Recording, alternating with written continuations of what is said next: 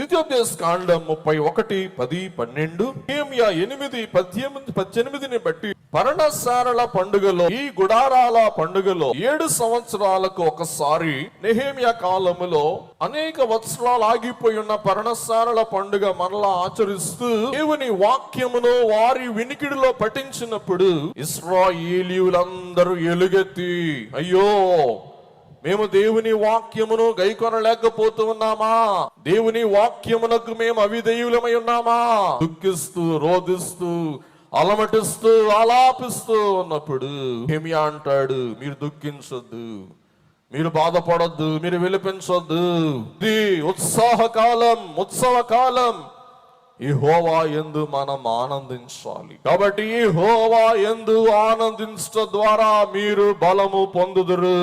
అందుకే దైవజనులు ప్రతి వాక్యపు మాటను పాటగా కట్టిన మహనీయుడు. అందరం కలిసి పాడుకుందాం. సంతోషమందరే మన